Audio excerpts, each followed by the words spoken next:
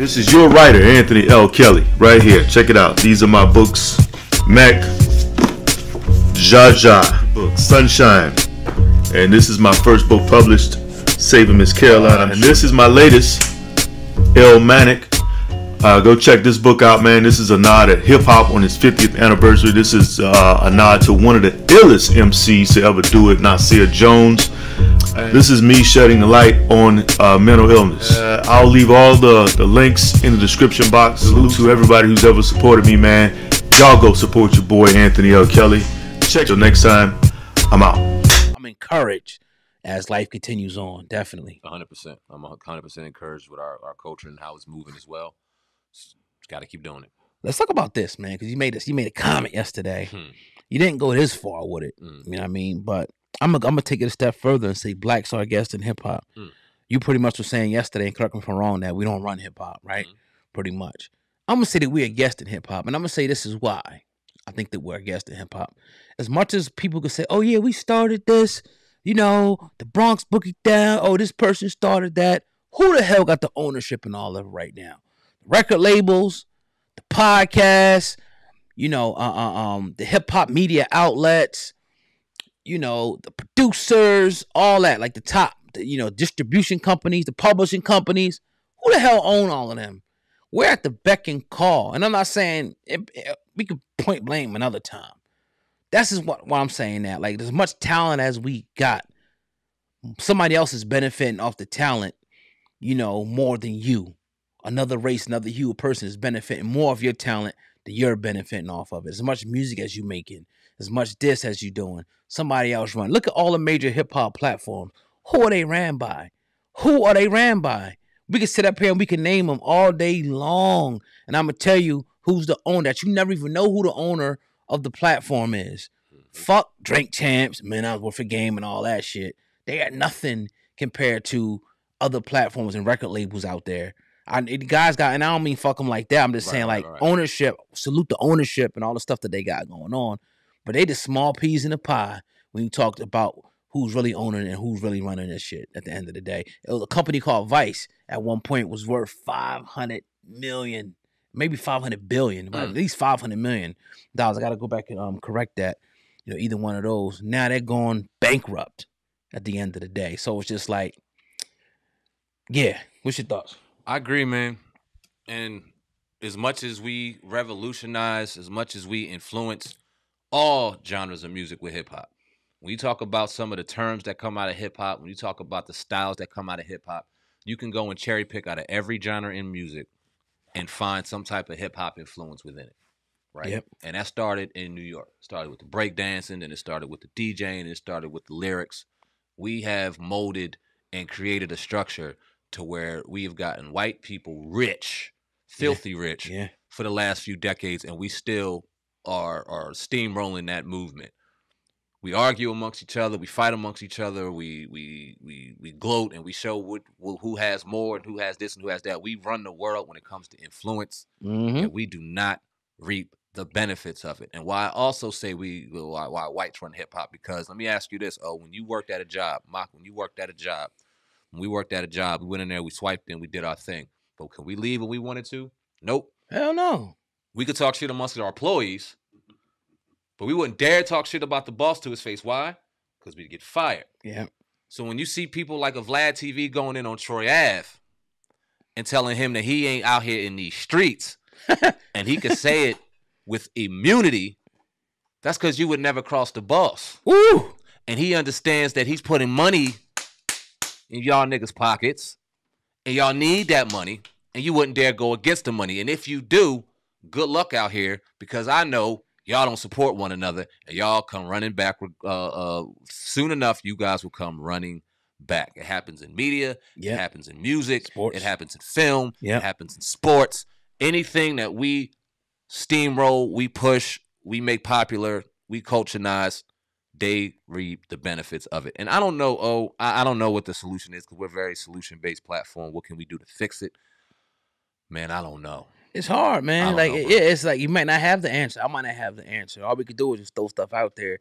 Maybe people in the comments might have the answer. And you talk about you want to have complete ownership, but do you really ever have complete ownership when you on a platform that's not ran by you either? You in a partnership, but you got ownership of your business, but it's not really in your hands at the end of the day, because if somebody pushes the button, bye hip hop uncensored, bye, you know what I mean? Bye whatever. Yeah. If you offend the wrong person. So it's just like, but then again, as a business, like there's certain, if we was, selling sneakers, we gotta fuck with Nike. Yep. You know what I mean? We putting content out, we gotta fuck with YouTube, Instagram, Facebook. These just the relationships that gotta be, had at the end of the day. But it's definitely to the point where you want to get 100% independence and control of your stuff. But I don't think there's nothing wrong necessarily with partnerships. Just don't, let the partnerships run you. Yeah. You know what I mean? At the end of the day. And it's the solutions. Try to own your own. I mean, you ain't not gonna really have it in this unless you get that deal. Yeah. Where somebody's still gonna be investing money in you, and you're able to keep your catalog. You're able to keep, ownership.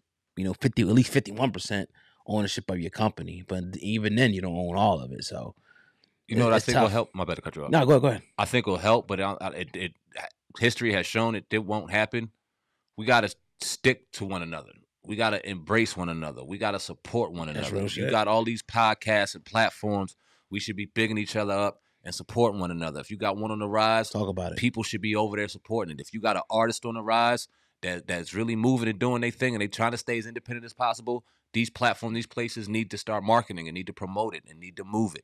But we don't do that shit. We don't come together in a conglomerate to where, okay, although we may not own it yet, they know that we are a collective piece. We are together, so they aren't going to pull bullshit on one, because if they pull it on one, we're all out. It's a shame. That don't happen.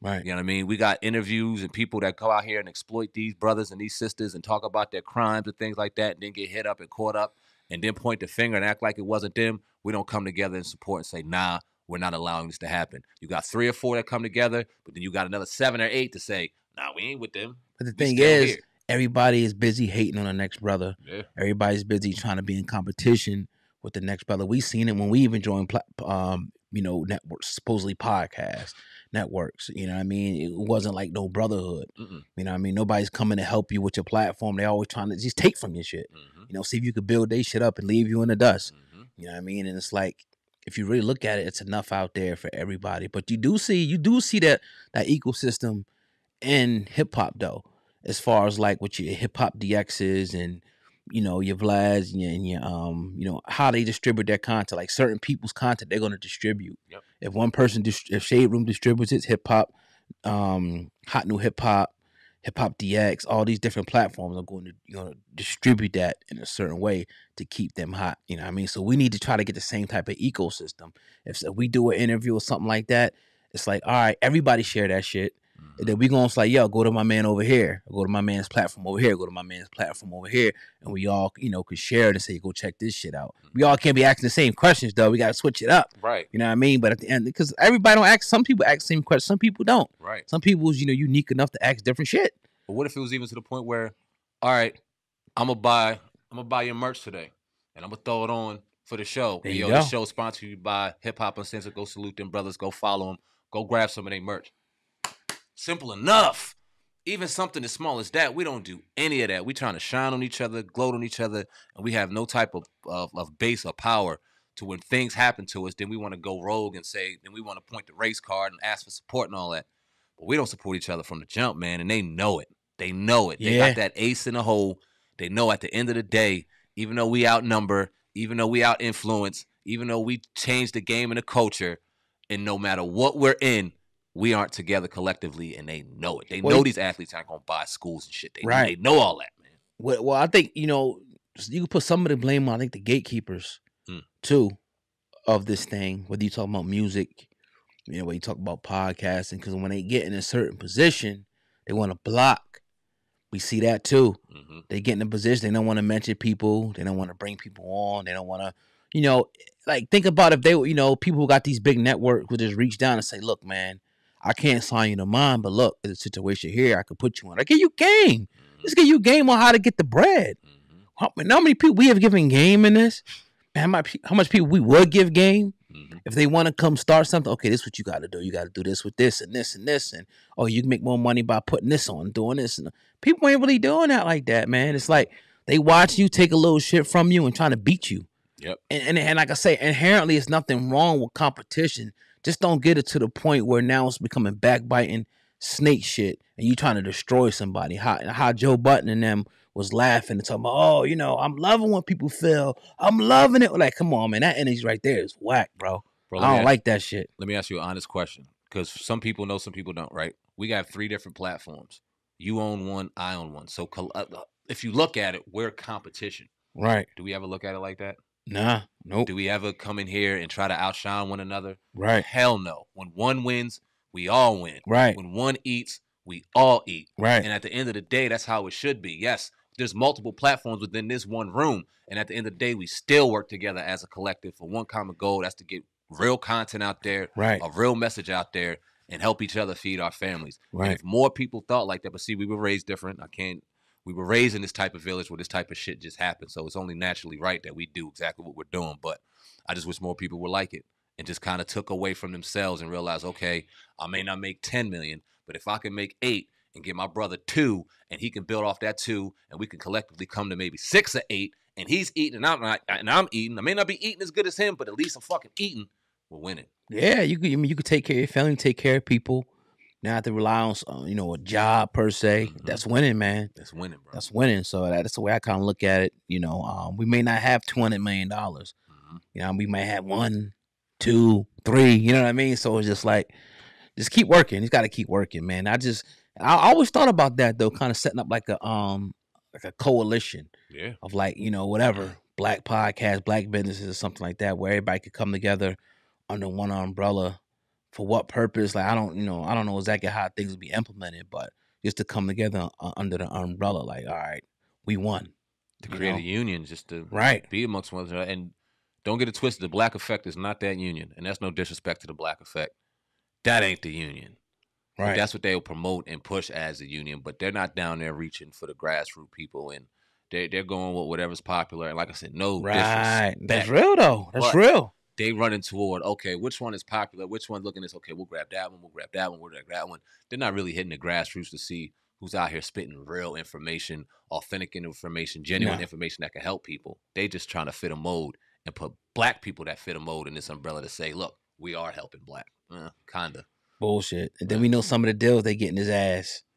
Some of the deals that slave-like deals. Guys is making that in a month when whole people got, for a whole podcast deal. Then you had Carisha, please. I think she was like one of the top. She had like 1 episode on a podcast, or 2 episodes, 3 episodes. Okay, yeah, that's crazy. So how could you be, one of the top with 3 episodes? It's like, right. That's how it be. But you gotta get used to that. But at the end of the day, man, we got our own shit. We got our own studio, our own content, our own cameras, our own microphones. As long as the people fuck with us, we built up tremendous followings. That's the great part about independence and free enterprise. You could do it on your own, man. Yep. You ain't never got to walk into a Power 99. You ain't never got to walk to, a Power 105 or a Hot 97. You could do it right here, bust their ass. Yep. And we pay our own bills. Unlike, no disrespect to any other podcast, but I know when Nori and FEFN go into Revolt Studio, they don't got to pay for the lights or the cameras. Right. Ownership. Yep. We can walk out and do whatever we want with these bitches. Where you at, Dame? Come on, man. Dame was saying this shit. Dame was saying it years ago. Now people starting to see it, man. But yeah, man. I think we got anything else? Nah, I'm good on my end, brother. That's real quick. Comedians that fell off, man.